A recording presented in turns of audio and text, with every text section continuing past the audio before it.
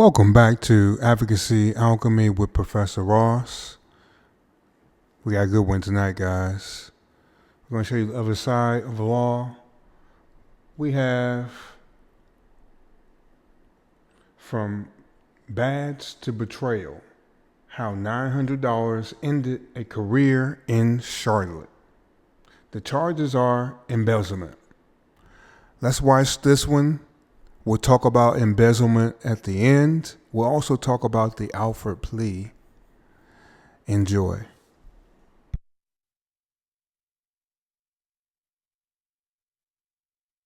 Okay, so this is the initial stop. This is in Charlotte. You have your lights on you? All right, just give me a moment, all right? They're going to run his information and find out he has warrants. You have a warrant out for your arrest. A warrant for what? I'm going to show it to you in a moment, okay? Now, during the inventory search, this is when they're going to find out he has a large amount of cash on him. All of his property to be inventoried, then put in the front seat. Go ahead and see this thing.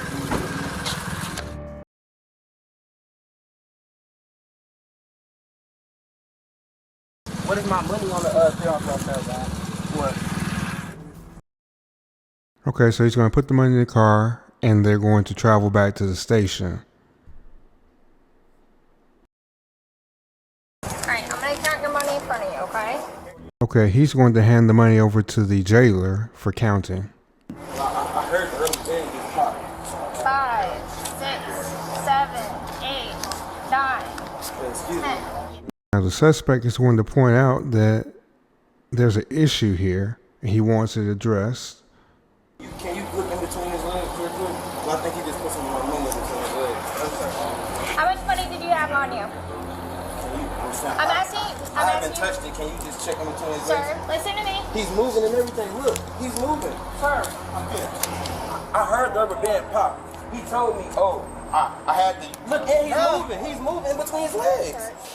Okay, and he's making a bigger deal out of it. More officers are coming over to see what's going on. Look at his hand. He's tucking money. He's tucking money right in his right hand. He does look like he's hiding money right here, right? Look at me. If someone takes your money, it will be a big problem, all right?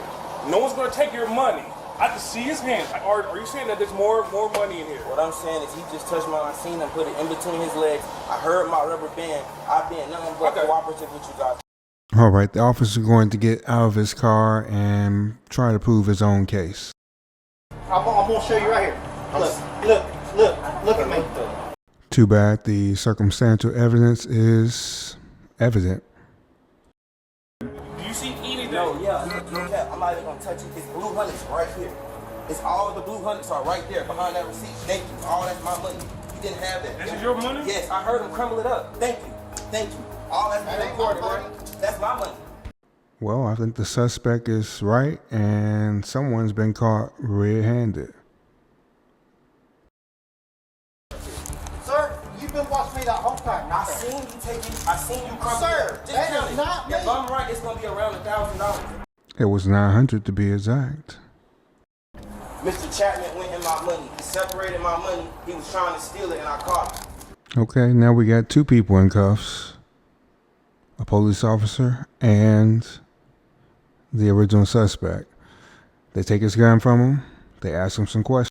I just want to say I'm sorry.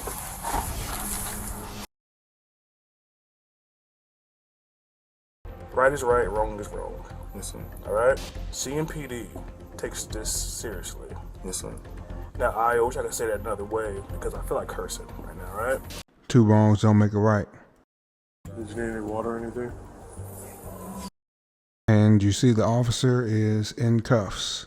He has leg shackles on. He has hand shackles on.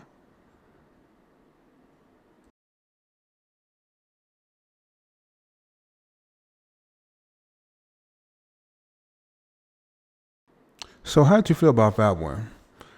I understand that some of the audio you couldn't hear, and it's because the original uploader true crime stories has music in the background, so you know that they don't let you put stuff out of others that has music, all kinds of stuff. So, but that aside, let's jump into the law here.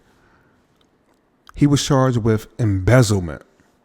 Let's look up embezzlement in North Carolina. Okay.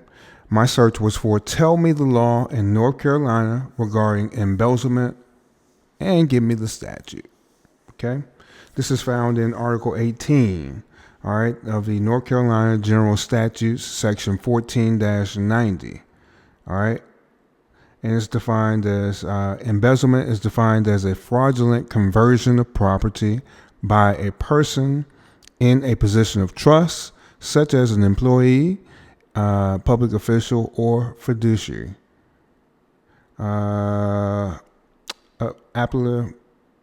Let's look at the applicability.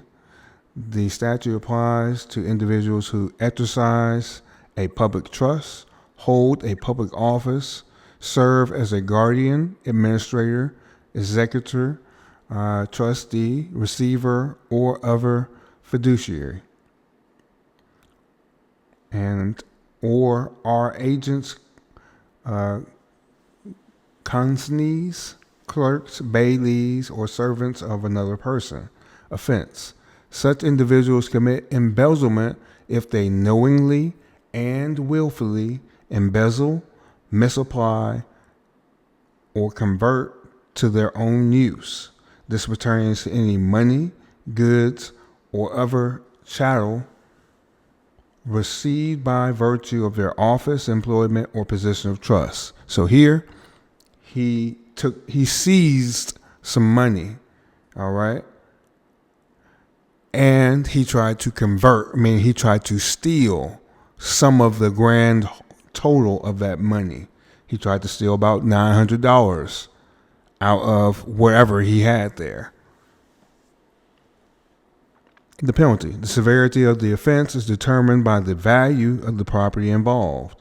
All right, you have a Class H felony if the value is less than $100,000. It's punishable between 4 and 39 months of imprisonment, and it also depends on your prior criminal history. You have a Class C felony if the value is more than $100,000, and that's punishable between 44 and 259 months of imprisonment. It's important to note that North Carolina employs a structured sentencing system. Therefore, actual sentences may vary based on factors such as the defendant's prior record and the presence of any mitigating or aggravating circumstances. So what they're saying is when they sentence people in North Carolina, they give them a range of time. And the whole time they always look at other factors to see how long a person is going to be put into prison. All right. Let's take a look at an Alford plea. Okay. All right. It says that the Alford plea is a type of guilty plea in criminal law where the defendant maintains their innocence, but acknowledges that the prosecution has sufficient evidence to secure a conviction. I'll let you know this is usually called when you plead to the court. It's when you don't have an offer on the table, but it's better to take a plea versus going to go sit in prison. All right. This plea allows the defendants to accept the consequences of a guilty verdict without admitting guilt. You might have heard this called no contest in traffic court before. Okay, sort of the same thing. It says the Alford plea stems from a 1970 U.S. Supreme Court case, North Carolina v. Alford. So Alford plea comes from North Carolina. I did not know that, and that's interesting. So Henry Alford pled guilty to second-degree murder to avoid the death penalty, all while asserting his innocence.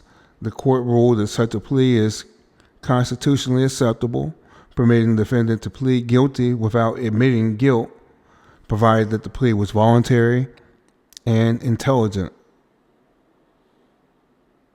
and that there is a strong evidence of actual guilt. Let's look at some of the key characteristics. You have the admission of the evidence sufficiency. All right. The defendant does not admit to the criminal act, but acknowledges that the prosecution's evidence is likely sufficient to convince a judge or jury of their guilt beyond a reasonable doubt. Avoidance of harsher penalties. Often defendants enter an Alford plea to avoid the risk of a harsher sentence that might result from a trial conviction. Legal equivalence to guilty plea. For legal purposes, an Alford plea is treated as a guilty plea, and the defendant is subject to sentencing as if they had admitted guilt. All right. Okay. So how do you guys feel about that? It was a short video. It wasn't very long. I apologize once again that there's no music from the original video, but it had a person from one of their news anchors talking, things like that, all throughout the video. So I just inserted my voice and took the music out. Leave a comment below. This is just another example that everyone is subject to the punishments of the law. You saw how that video ended with that officer in cuffs and in chains. He lost his career. You see, he's not a young man. He's old enough where his hair is gray on top, okay? And that doesn't usually mean very much, but obviously he's in his late 40s, maybe early 50s. Who knows how long he's been on the job? But Officer Chapman retired the day after this, okay? And maybe he was allowed to retire versus losing his pension and things of that nature. Don't let this happen to you over a little bit of something. $900 is not worth losing your pension or losing your job that you sustain yourself and your family with. All right. Once again, this is Advocacy Alchemy with Professor Ross. Leave a comment below, like the video, subscribe to the channel, and I'll see you in the next lecture.